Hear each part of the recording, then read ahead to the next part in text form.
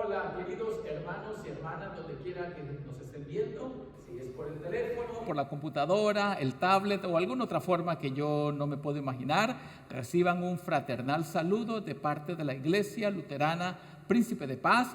Hoy, 13º domingo de Pentecostés, 30 de agosto, como usted puede ver, estamos cerrando otro mes increíblemente. Muchos se preguntan qué pasó con el 2020, dónde se fue. Eso es parte de lo que ha sucedido. Nos reunimos de forma virtual, pero creo que es un privilegio poder llegar a sus hogares, y no solamente eso, sino el privilegio de poder llegar a muchas personas que de otra manera no vendrían a la iglesia porque no viven en la ciudad o por cualquier otra razón. Así que lo considero un verdadero privilegio, y vamos a continuar ese tiempo de adoración con el tema que hemos venido presentando hace ya varias semanas sobre libertad o legalismo. Tenga eso en mente, que eso es parte del enfoque que queremos darle a ese tiempo de adoración. Invite a sus miembros de familia que quizás están un poquito distraídos, comiendo algo, jugando alguna cosa. Haga la pausa, invítelos que se sienten con usted para tener ese tiempo de adoración, que se lo estamos facilitando lo mejor que se pueda, simplemente apretando el botón de play. Que vamos a iniciar con el cántico de apertura que se titula Tu nombre levantaré.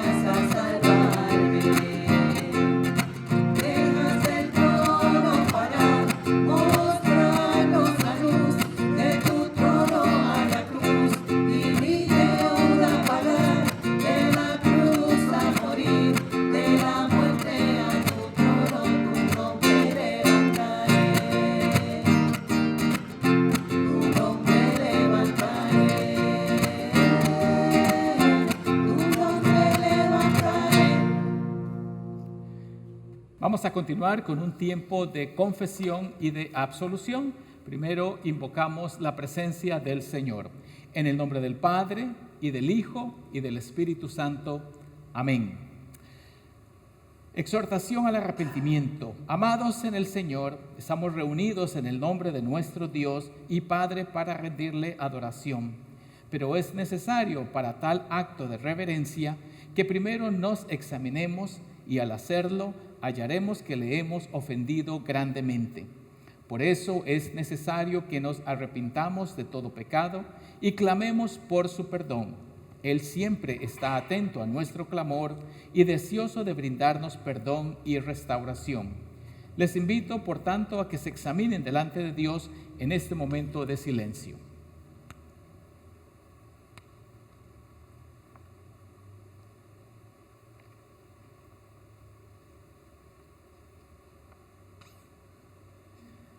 Confesemos nuestros pecados contra Dios y contra nuestros prójimos utilizando la oración que aparece en la pantalla. Digamos: Santo y misericordioso Dios, confieso que soy por naturaleza pecador e impuro, y que te he ofendido de palabra, hecho y pensamiento, por lo que he hecho y por lo que he dejado de hacer. No te he amado de todo corazón como tú nos pides, ni tampoco he amado a mi prójimo como a mí mismo. He hecho lo que es malo ante tus ojos y he dejado de hacer el bien que tú demandas. Por eso merezco tu justo castigo, tanto en el presente como en la eternidad. Pero vengo ante ti con sincero arrepentimiento, suplicando tu perdón. Por amor de tu Hijo Jesucristo, quien murió en la cruz por mis pecados, te pido, ten piedad de mí, pobre pecador. Oigamos las palabras de absolución que Dios nos otorga. Dios Todopoderoso, nuestro Padre Celestial, ha tenido misericordia de nosotros y nos ha dado a su Hijo para morir por nosotros, y por sus méritos nos perdona todos nuestros pecados. En vista de la confesión que acaban de hacer, yo como ministro de la Iglesia de Jesucristo les anuncio la gracia y el perdón de Dios, y en el lugar del Señor Jesucristo, y por mandato de Él, les declaro el perdón completo de todos sus pecados, en el nombre del Padre, y del Hijo, y del Espíritu Santo. Amén.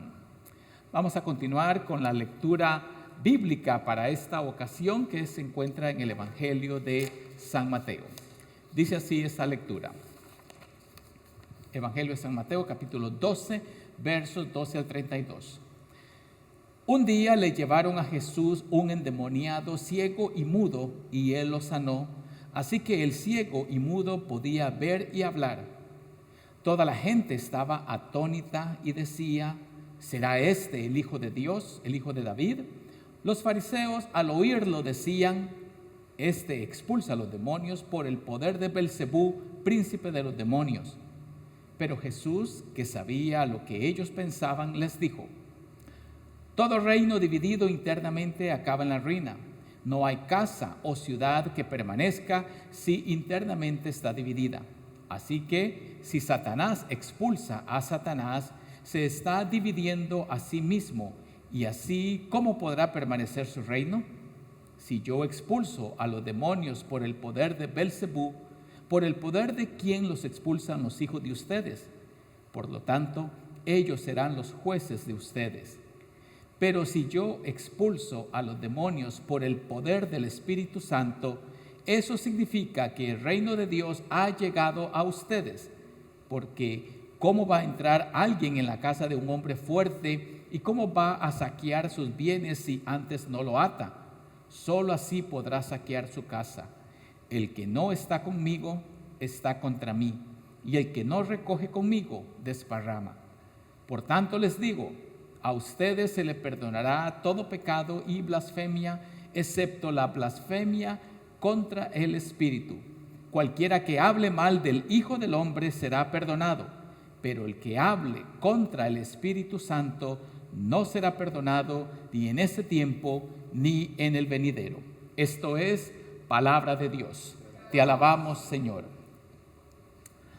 Que la gracia, la paz y la misericordia del Señor Jesucristo sea con cada uno de ustedes, ahora y siempre. Amén. Vamos a continuar con el tema que arrancamos hace ya unas 3-4 semanas atrás, que tiene que ver con libertad o legalismo. Libertad o legalismo.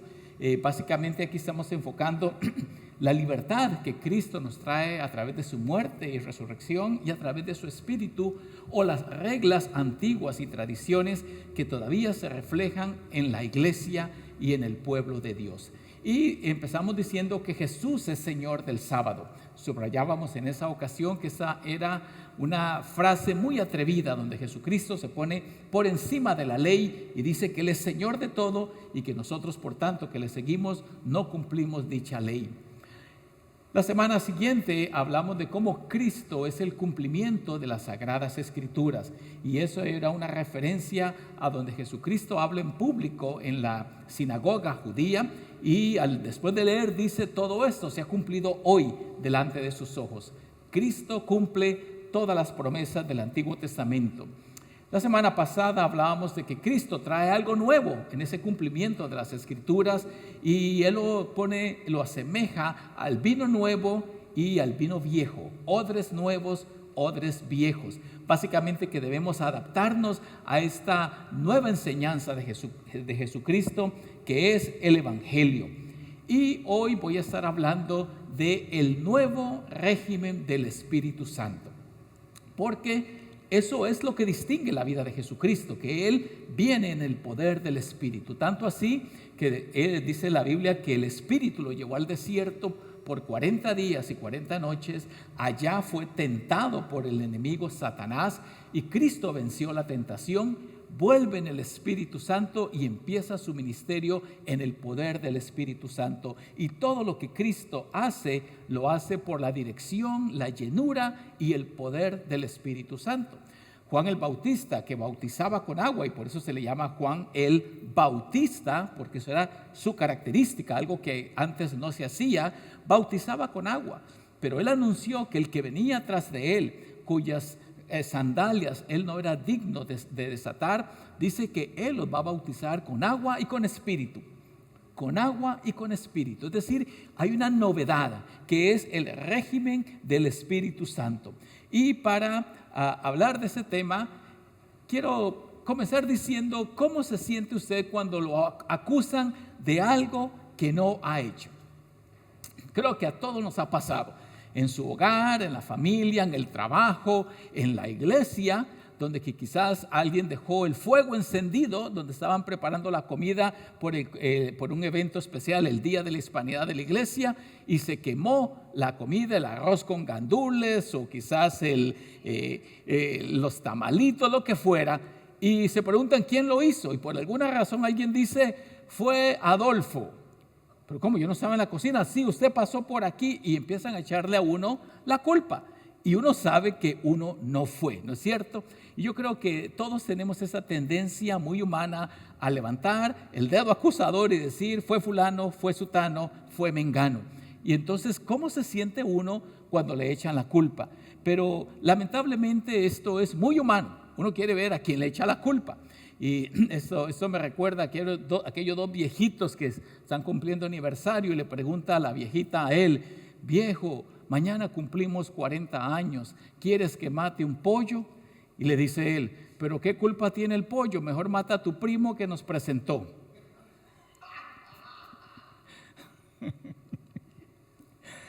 ¿Quién tiene la culpa, verdad? Siempre buscamos a quién echarle la culpa. Pero otro fenómeno que puede suceder, lo han cuestionado a usted por algo que usted hizo y merece crédito, pero no se lo dan. ¿Le ha pasado eso? Quizás usted preparó una deliciosa torta o bizcocho o cake, no sé cómo le dirá a usted, son un montón de nombres que la diaconisa usa para designar el cake, pero usted lo preparó y cuando usted lo está repartiendo le pregunta, ¿y dónde lo compraste? No, yo lo hice. Ah, no, eso los venden en Publix, estoy seguro que esos son de los de Publix o son de los de allá. Y entonces cuestionan nuestra capacidad de hacer algo. ¿Qué tal si usted en el examen de matemática, de ciencia, lo que fuera, saca un 100?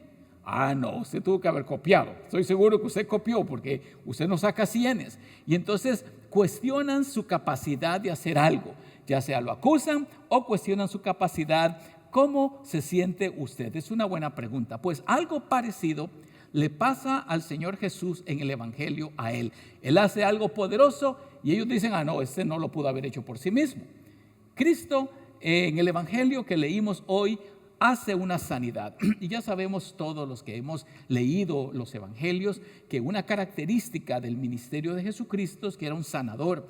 Incluso los expertos sociólogos e historiadores le dan una característica a Cristo que en verdad él hacía algunos milagros. Es decir, que él era un hombre que tenía una capacidad especial y por eso la gente empezaba a preguntarse de dónde le sale el poder a ese individuo.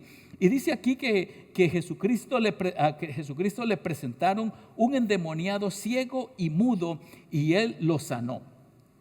Interesantemente, la ocasión de esta discusión de la que vamos a hablar ya pronto es una sanidad, pero esa sanidad no se enfoca en los detalles. Si usted lee en los evangelios se va a dar cuenta que muchas veces habla de cómo Cristo le tocó los ojos o le dijo que se fuera a lavar a algún lugar, algunas veces dice que hizo lodo y lo puso en la cara, etc. Aquí no. Aquí solamente dice que Jesucristo lo sanó porque el enfoque no está en la sanidad, sino en el debate que va a ocasionar lo que sucede acá. Lo cierto del caso es que Cristo sana. Y he venido diciendo que en los evangelios, cuando Cristo sana, esto provoca reacciones ambivalentes, lo cual quiere decir que hay personas que reaccionan positivamente y otros que reaccionan negativamente. Pero en todo caso, Jesucristo no es una figura neutral, o con Jesucristo o contra Jesucristo, pero no se puede sin Jesucristo. Hay alguna reacción acerca de lo que Él hace. Positivamente, el Evangelio dice que toda la gente, por lo menos las mayorías de las multitudes, quedó atónita. La palabra atónita significa como boquiabierto. ¿What? ¿Qué hizo? La gente quedó boquiabierta, quedó sorprendida y se hacían la pregunta: ¿será este el hijo de David? Esa pregunta no le parecerá a usted muy profunda, pero en la época de Jesucristo había un gran ambiente efervescente acerca de la venida del Mesías. La gente se preguntaba: ¿será esta la época en que Dios va a enviar el Salvador?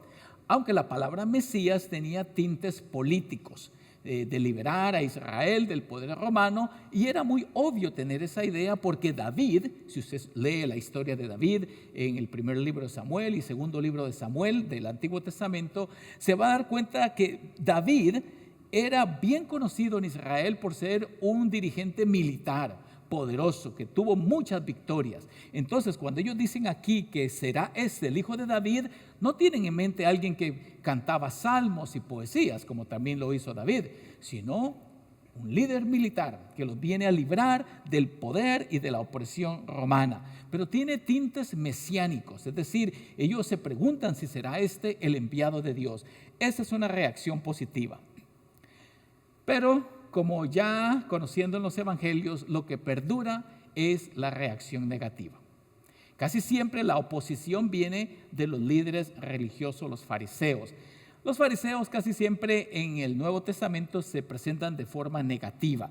En mi último mensaje de esta serie voy a hablar de forma positiva de los fariseos, pero por el momento vamos a enfocar esas reacciones negativas, y como ellos eran los dirigentes del pueblo judío, tenían cierto poder y autoridad, y lo cierto del caso es que a la luz de este poderoso mensaje, el milagro que acaba de hacer, como dije, la lectura no lo enfoca, no da los detalles, solamente dice que curó a un endemoniado que estaba ciego y mudo, solamente eso dice. Y los fariseos se preguntan: ¿y de dónde le viene ese poder?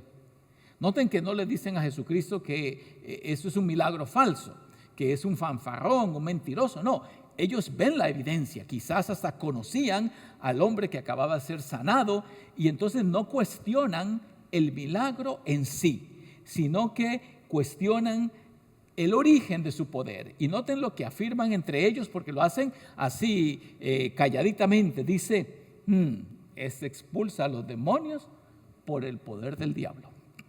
El poder del diablo. Eso es lo que hablan entre sí. Ahora, déjeme hablar brevemente de este individuo, Belcebú. Belcebú es una palabra poco conocida, creo yo, pero aparece varias veces en los evangelios, y dice que Jesucristo lo expulsa por el poder de ese individuo, que es un ser espiritual, es el diablo, el príncipe de los demonios. Ahora, interesantemente, se le llama así a Satanás. Hay diferentes historias del origen del nombre. Es probable que Belcebú viene de Baal, y cuando se va a las historias del Antiguo Testamento se va a encontrar que Baal era un dios que era adorado por los cananeos, los palestinos que vivían allí antes de que Israel llegara, y entonces agregaban la palabra Baal Zebub, y cuando agregan Zebub significa Señor de los cielos, eso significa. Pero los israelitas de forma burlesca le cambiaron el nombre. En vez de decir Baal Zebub con B al final, decían Baal Zebul con una L. ¿Por qué? Porque en hebreo hay un juego de palabras que cambiar Baal Zebub, Señor de los cielos, a Baal Zebul significa Dios de las moscas. Entonces ellos de forma burlesca decían que ese no era un verdadero Dios, sino que era el Dios de las moscas. Hay una historia más allá atrás. En todo caso, para ellos era el príncipe de los demonios. Y entonces lo que están diciendo a Jesucristo es que tiene pacto con Satanás. tiene un pacto con Satanás y él es el que le confiere el poder, la autoridad, le confiere este poder especial de expulsar demonios, porque como dije, los fariseos no cuestionan el milagro en sí, cuestionan la fuente de poder que tiene Jesucristo. Y entonces esto, por supuesto, ocasiona que Jesucristo responda. Porque dice que él se percata, seguro él escuchó el cuchicheo, quizás él escuchó el Beelzebub. Tiene el demonio, tiene el diablo, y Jesucristo, con la autoridad que le caracteriza, ocupa lo que se llama el poder de la lógica.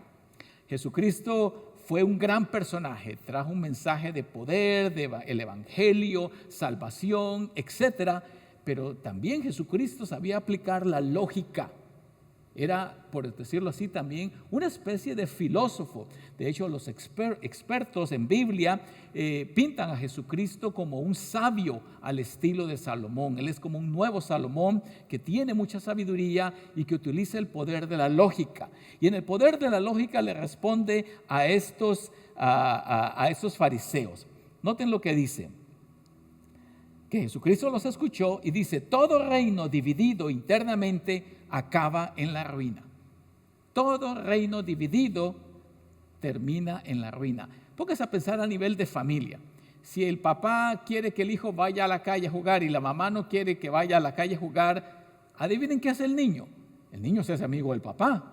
Él sabe por dónde irse, sabe cómo aprovechar esos cracks, esas grietas, esa forma en que ve que no hay un frente unido. Toda casa dividida está pronta a arruinarse.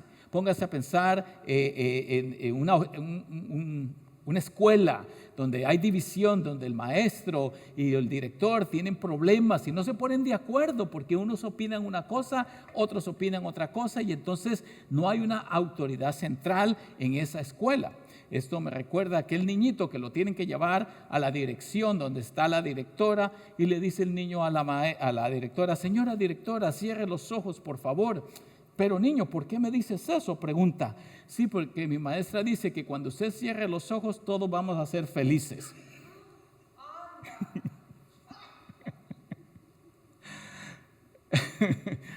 Los niños saben aprovecharse de la situación. Y entonces Jesucristo aplica el poder de la lógica. Y en el poder de la lógica dice que todo reino dividido internamente acaba en la ruina. No hay casa o ciudad que permanezca si internamente está dividida. Y noten la conclusión lógica. Así que, dice el Señor Jesucristo, si Satanás expulsa a Satanás, se estará dividiendo a sí mismo. ¿Y cómo va a permanecer su reino de esa manera? Note qué interesante. Jesucristo ahora está hablando de reino satánico, donde él tiene poder a muchas personas que lo siguen y lo adoran o ciegamente incluso tiene poder sobre ellos. Pero Jesús dice: si Satanás es el príncipe de los demonios, él no puede expulsar a los demonios porque se está dividiendo contra sí mismo. Él lo que va a buscar es tratar de alcanzar a los que no pertenecen a su reino. Y entonces, en pocas palabras, Jesucristo les está diciendo a los fariseos: eso es una tontera lo que ustedes dicen. Yo no puedo expulsar los demonios por Satanás porque el reino de Satanás estaría dividido. Y les da otra prueba. Si yo expulso a los demonios por el poder de Beelzebú, ¿por el poder de quién los expulsan los hijos de ustedes? Noten qué interesante, habían otros exorcistas en Israel, otros exorcistas que andaban expulsando demonios, y ellos casi siempre lo hacían usando magias y encantos y hierbas especiales y plantas y cosas así. Y entonces Jesucristo le dice: bueno, si yo lo hago con mi autoridad, ¿por el poder de quién lo hacen los hijos de ustedes? Sus compañeros, sus vecinos. También es una tontera. Pero aquí viene entonces algo que es poderosísimo, que es el tema que yo quiero enfocar.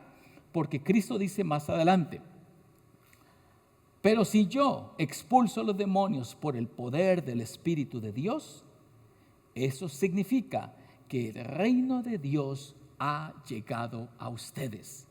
Es la novedad. Este es el reino de Jesucristo que ha llegado, ha invadido el terreno de Satanás, y Jesucristo está derribando y abriendo paso para que muchos sean rendidos al Espíritu de Dios. Él dice: si yo por el Espíritu de Dios expulso a los demonios, eso es una prueba que el reino está presente en medio de nosotros.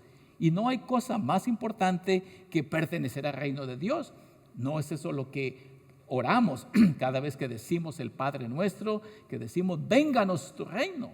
Es por el poder del Espíritu que viene el reino de Dios. Es el Espíritu que nos ha sido provisto en las aguas del bautismo, como el mismo Juan dijo, Juan el Bautista, yo los bautizo solo con agua, pero el que viene tras de mí, ese los va a bautizar con agua y con el Espíritu. Él sí tiene la autoridad de enviar el Espíritu Santo que es la tercera persona de la Santísima Trinidad. Y Cristo dice que los milagros y sanidades y todo lo que Él hace en su ministerio es por el poder del Espíritu Santo.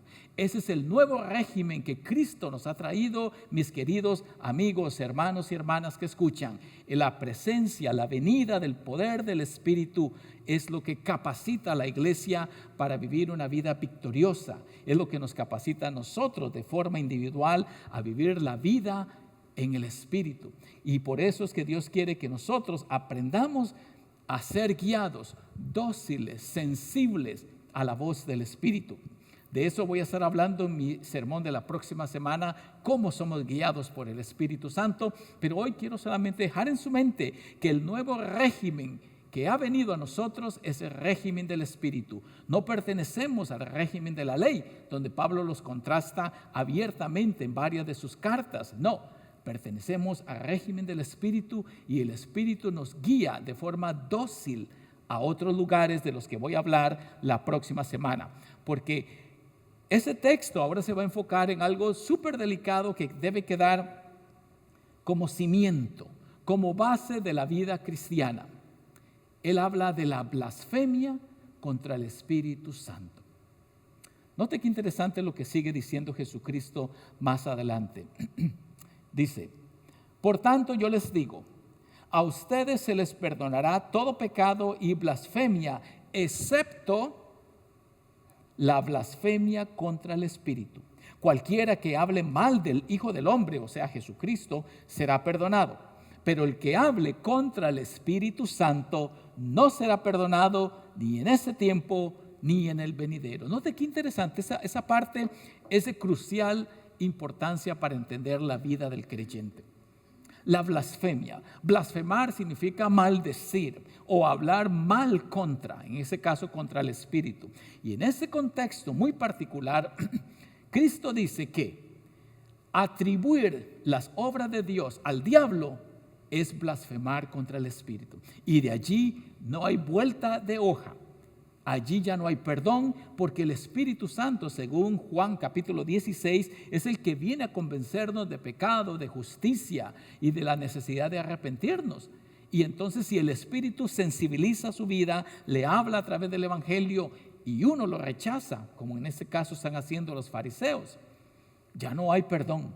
No hay forma de poder traer a esa persona a los pies de Jesucristo porque está rechazando el poder del Espíritu Santo. La blasfemia contra el Espíritu es tildar las obras de Dios como obras satánicas. Dice acá que se le puede perdonar si uno maldice o habla mal del Espíritu Santo, si blasfema contra el Hijo del Hombre, que es Jesucristo.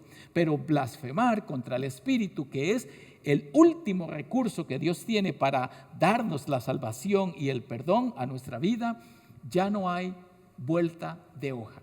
Y por eso debemos tener cuidado de no blasfemar contra el Espíritu, no negar, debemos más bien vivir en el Espíritu.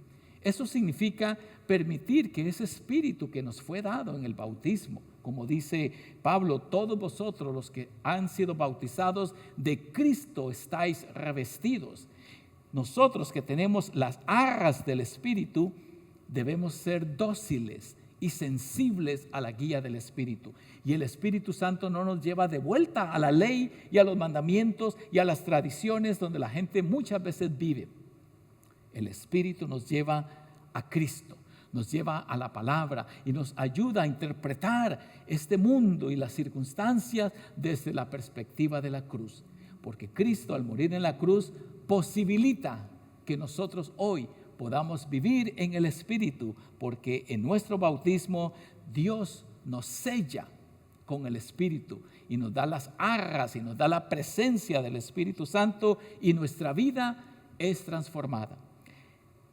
En esta polémica de Cristo con los fariseos, Cristo deja bien sentado una cosa: el nuevo régimen del Espíritu es el régimen del Evangelio.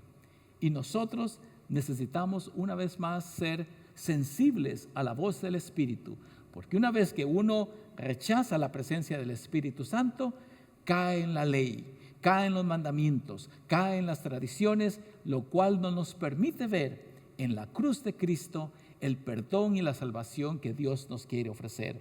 La próxima semana estaré subrayando lo que es vivir en el Espíritu, porque eso es lo que Dios quiere para nosotros, para experimentar triunfo cada día. Y ahora que la paz de Dios, que sobrepasa todo entendimiento, guarde sus corazones y mentes en Cristo Jesús, Señor nuestro. Amén.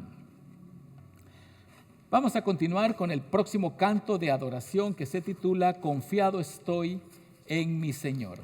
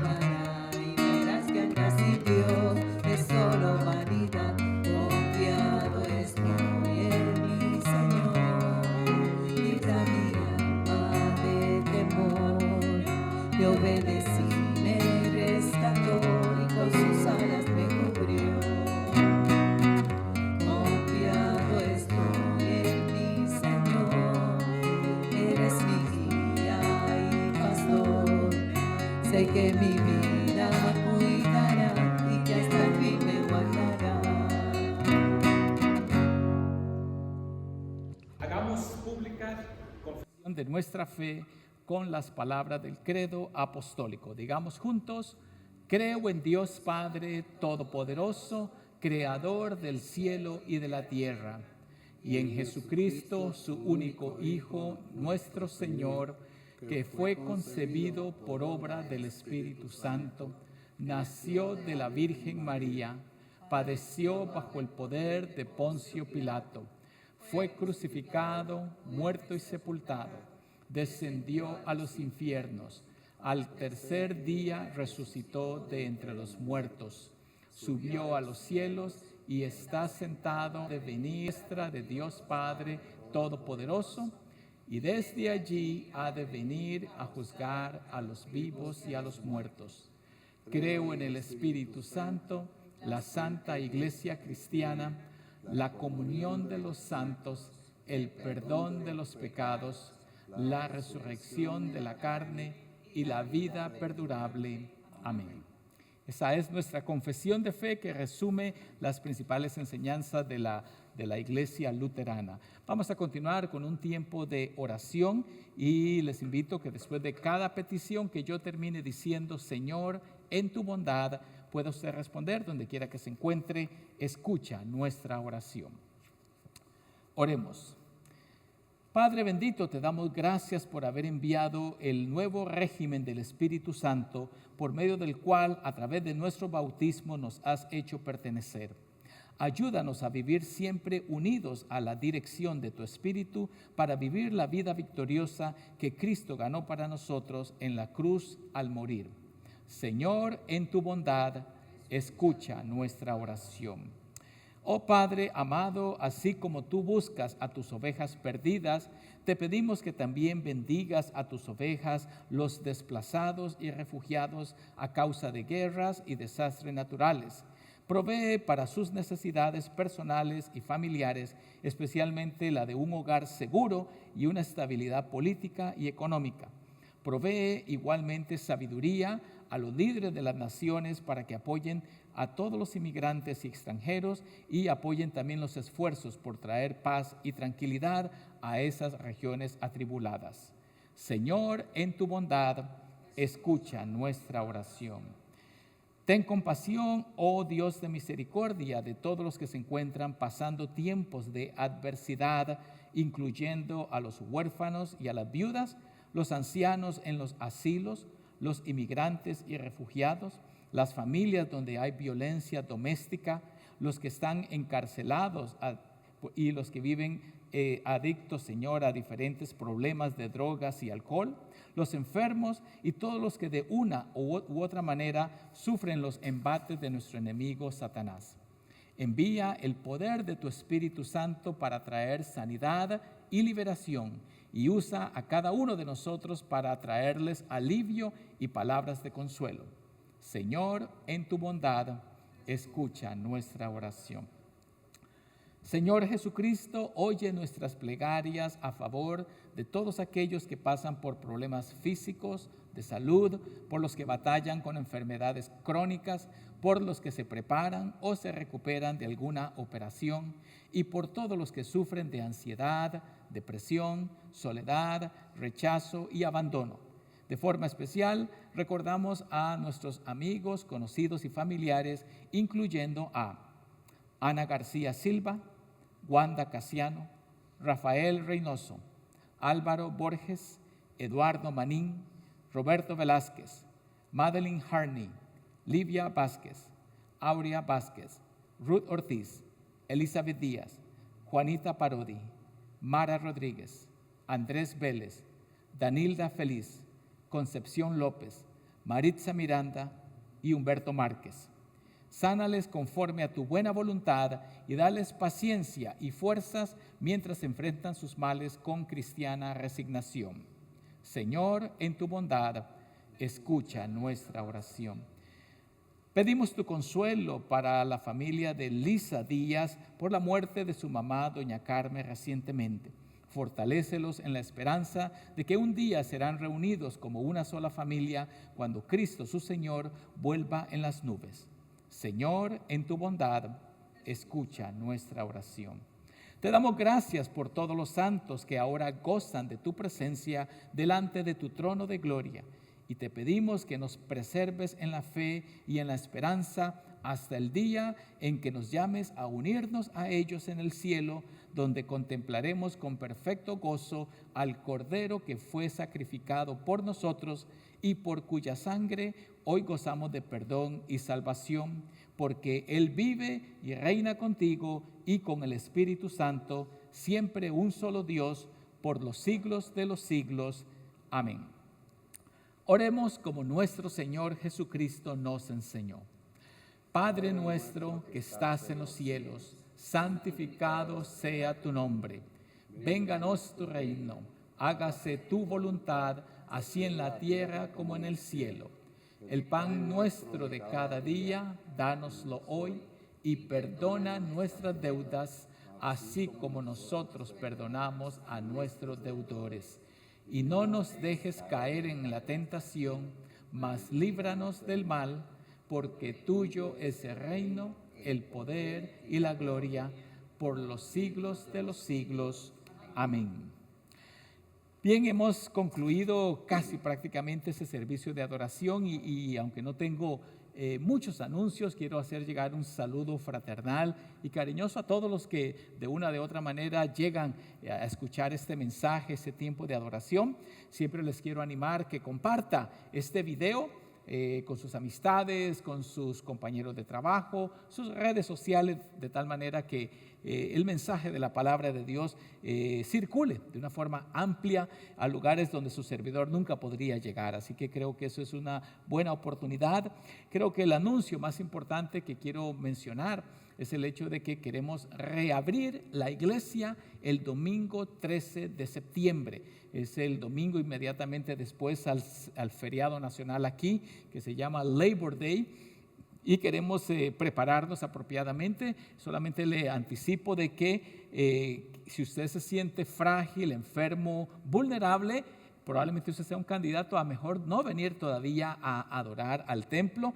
Queremos que cada uno juzgue según su propia situación y conveniencia para hacer la decisión. Sin embargo, si usted se anima a venir a adorar, como en todo lugar, vamos a seguir protocolos de higiene y de protección obvios, como por ejemplo vamos a pedir que todos usen máscara y vamos a distanciar las bancas de la iglesia. O sea, se utiliza una banca, hay 2 vacías y luego a la cuarta hay otra familia que se sienta. Las familias de un solo hogar, un solo techo van a estar juntas. E igualmente no vamos a tener boletines, como casi siempre damos boletín con las oraciones, el orden litúrgico. Nada impreso vamos a tener, todo va a estar en la pantalla, de tal manera que evitemos tener que estar tocando superficies, papeles. No habrá Biblias, ni himnarios, ni nada de eso. Queremos que haya la mayor seguridad y vamos a tener todo escrito a la entrada. Vamos a tener también ujieres que nos van a guiar en cualquier detalle, de tal manera que queremos que usted se sienta en un ambiente apropiado. Quizás para fortuna de la mayoría el servicio va a ser más corto. Aquí estamos tardando unos 45, 47 minutos, quizás para ustedes mucho. El pastor lo siente corto, pero el feligrés quizás dice, ya viene otra vez este individuo con sus 20 minutos de predicación. De todas maneras, para que sepa, va a ser un poquito más corto y vamos a tener Santa Comunión, el servicio del sacramento del altar. Para que sepan, nuestras ofrendas no van a ser recogidas en los platos de ofrenda que siempre tenemos, sino que vamos a poner unas canastas a la salida, de tal manera que usted, después de la Santa Comunión, tiene que salir ya para despedirse y puede poner su ofrenda en los platos allá a la salida. En todo caso, lo que queremos es reducir a lo mayor posible el contacto, de tal manera que estemos en un ambiente seguro. Así que les pido sus oraciones para que los líderes que estamos trabajando en esto puedan proceder con la mayor cautela y sabiduría, pero espero que eso sea una buena noticia para un buen número de ustedes. Así que vaya reservando para el 13 de septiembre. Vamos a reabrir la iglesia a la misma hora, a las 11 de la mañana. Así que creo que eso es todo lo que tengo. Como hemos dicho, la iglesia a lo largo de toda la pandemia ha venido trabajando con la comunidad, ayudando, sirviendo con comida, útiles escolares, mascarillas y qué sé yo. Un buen número de cosas que estamos haciendo. De hecho, pronto voy a estar anunciando otro evento grande que vamos a tener de comida, así que esté pendiente. Pero en todo caso, la iglesia no se ha detenido y por eso en cada servicio les digo que aunque usted no esté presente acá, siempre puede dar sus diezmos y ofrendas a través del sitio internet de la iglesia. Muy simple, ahí está escrito, donde usted lo puede ver en la pantalla, la pestañita que dice Give. Usted puede dar con toda tranquilidad y seguridad para que el ministerio de la iglesia continúe operando. Sin sus oraciones y sin sus aportes sería muy difícil poder continuar el ministerio que Dios le ha encargado a la iglesia. Así que espero que pronto nos veamos. Probablemente no me reconozcan con mi máscara, pero de todas maneras por mi vestimenta me descubrirán.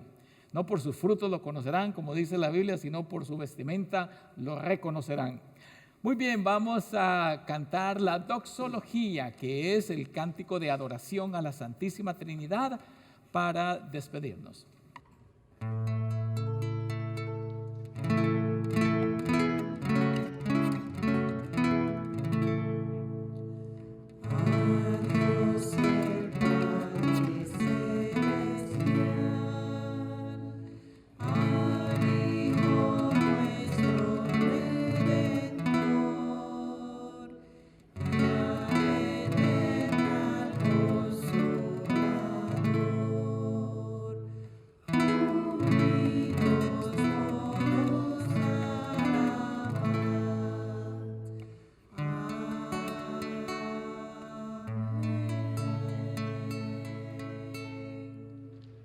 Y ahora recibimos la bendición de Dios Todopoderoso. Que el Señor te bendiga y te guarde. El Señor haga resplandecer su rostro sobre ti y tenga misericordia de ti. El Señor vuelva los ojos de su favor hacia ti y te conceda la paz. Amén. Que la paz de Cristo quede con ustedes a lo largo de esta semana y estamos en contacto pronto.